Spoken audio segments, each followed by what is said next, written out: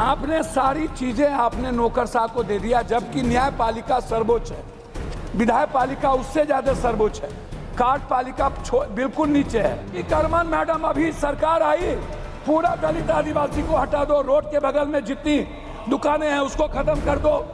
अब आप हमको एक बात बताइए, हम अतिक्रमण दलित का कर लेंगे, आदिवासी का कर लेंगे, उसके घर के आगे हम पूरा डंप कर देंगे और हम जाएंगे थाने में, कुछ जगहों पर हम कहेंगे पैसा लो, चुपचाप रहो, हम जुर्माना भरने को तैयार है। हम बोल रहे हैं 353 की धारा को आप लड़िए, आपके राज्य में आप धरना दीजिए, आपको जेल भेज देगा।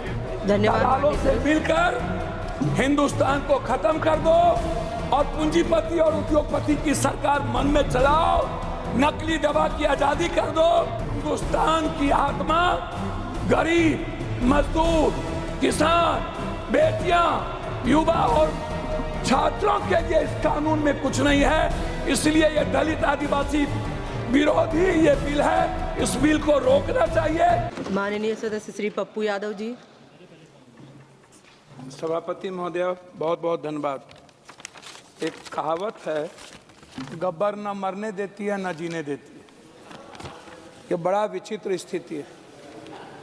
गोबर पर जितना घी डालिए महक घी की नहीं आती।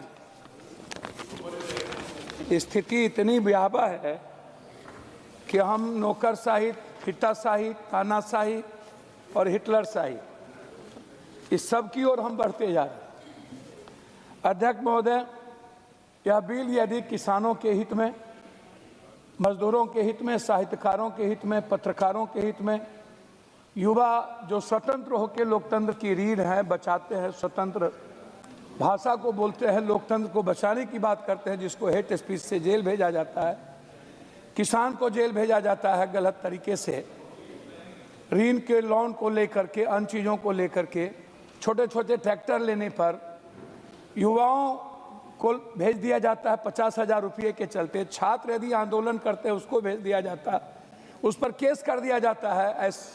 यह बिल उनके लिए लाया गया होता तो समझ में आता, छोटे व्यापारी इसमें आते, लघु व्यापारी आते, इसमें बटेदार आते। आप यह बिल किसके लिए लाए मैडम? नकली दवाएं, नकली है, दुनिया ड्रग्स पर है, या तो हथियार के द्वारा सौदा करके पूरा दुनिया पैसा कमाती। हम अर्थ युग में मैडम है, हम कोई गरीब युग में नहीं है। पूरा का पूरा कानून किसके लिए है मैडम?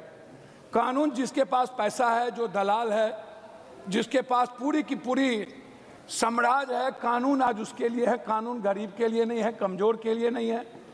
कानून जिसके पास पैसे नहीं है उसके लिए मैडम नहीं है।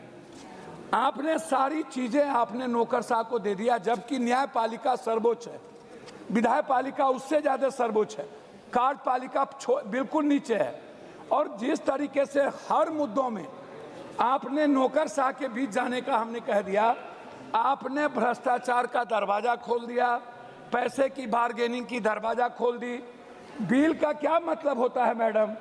आप वहां पर ऐसे ऐसे लोग जेपीसी में बैठ जाते हैं जिनको आम लोगों का न तो ज्ञान है न समझ है, जो जात पात पर और पैसे पर हिंदू मुसलमान पे जीत के आता है, वो लोग जेपीसी में बैठ जाते हैं नेताओं के बदौलत। जो मजबूत और अच्छे लोग हैं उसको जगह नहीं मिलती है। नतीजा होता है कि सब उद्योगपति और पूंजीपतियों का बिल आ जाता है। नकली दवाई चलता है पूरा का पूरा मैडम, और नकली दवाई पर कोई अंकुश नहीं। आप चले जाइए चंडीगढ़ मैडम, दवाई की कंपनियां बिना चीजों के, एमआर क्या करता है मैडम? और जो गांव में मैडम आप आते हैं, आप तो इतनी जिस जगह से चुन के आते हैं, पढ़े लिखे लोग हम लोग यहाँ कितने हैं, और शिक्षित है, सिर्फ नाम लिखना जानते हैं, दवाई का नाम कितना जानेगा मैडम? और हम जाके दवाई बेचेंगे तो कौन मरता है? आम लोग मरेंगे मैडम। कोई और अनुच्छेद 50, 1940 अधिनियम और 21 जो मौलिक अधिकार है, इसको मैडम आप उठा करके देख लीजिए, आपको पता चल जाएगा कि मैडम क्या स्थिति है। दूसरी चीज मैडम, प्रदूषण फैलाओ।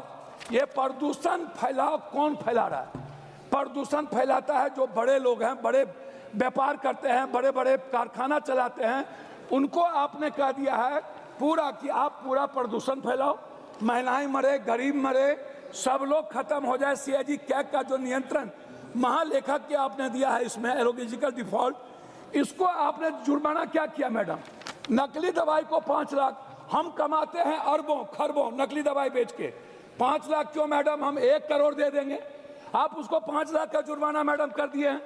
दलित आदिवासी वंचित समूह के बारे में हम आपसे कहना चाहेंगे मैडम कि आपने कह दिया मैडम जुर्माना अतिक्रमण। मैडम अभी सरकार आई, पूरा दलित आदिवासी को हटा दो, रोड के बगल में जितनी दुकानें हैं उसको खत्म कर दो। अब आप हमको एक बात बताइए, हम अतिक्रमण दलित का कर लेंगे, आदिवासी का कर लेंगे, उसके घर के आगे हम पूरा कूड़ा डंप कर देंगे और हम जाएंगे थाने में कुछ जगहों पर, हम कहेंगे पैसा लो, चुपचाप रहो, हम जुर्माना भरने को तैयार है, हमने अरबों कमा लिया है। मैडम दूसरी चीज हम आपसे कहना चाहेंगे कि अदालतों अंतिम व्यक्ति जिसकी पहुंच किसी भी कीमत पर पैदान में आम आदमी तक नहीं है, उसके तक नहीं है, अदालत के अलावा दूसरा महिला सुरक्षा और नागरिक गरिमा की बात हम करना चाहेंगे। सबसे ज्यादा आज प्रताड़ित हमारी बेटियां हैं सर, चाहे वो हिंसा घरेलू हो, हिंसा बाहर हो, और वो परेशान होती है।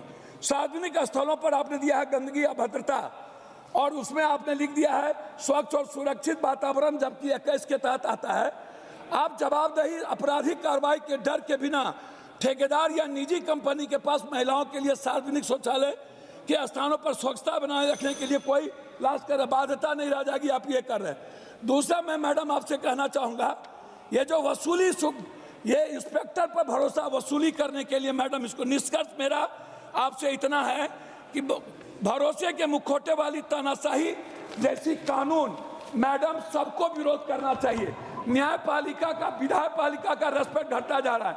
मैडम अंतिम में मेरा एक रिक्वेस्ट है, हम बोल रहे हैं 353 की धारा को आप लड़िए, आपके राज्य में आप धरना दीजिए, आपको जेल भेज देगा।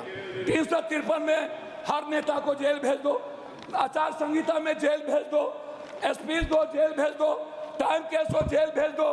तो विधायक जब हम लोगों को 353 में आप जेल भेज रहे हैं, बेटियों को बच्चों को स्कूल में आंदोलन करता है जेल भेज रहे हैं, और करोड़पति अरबपति को दलालों से मिलकर हिंदुस्तान को खत्म कर दो और पूंजीपति और उद्योगपति की सरकार मन में चलाओ। नकली दवा की आजादी कर दो, डॉक्टर को नकली दवा लिखने की आजादी कर दो, पूरा अधिकार उद्योगपति को दो। हिंदुस्तान की आत्मा गरीब, मजदूर, किसान, बेटियां, युवा और छात्रों के लिए इस कानून में कुछ नहीं है। इसलिए ये दलित आदिवासी विरोधी ये बिल है, इस बिल को रोकना चाहिए और इस बिल को पास नहीं देना चाहिए। मैं आग्रह करूंगा। बहुत बहुत धन्यवाद। माननीय सदस्य श्री हनुमान बेनीवाल जी।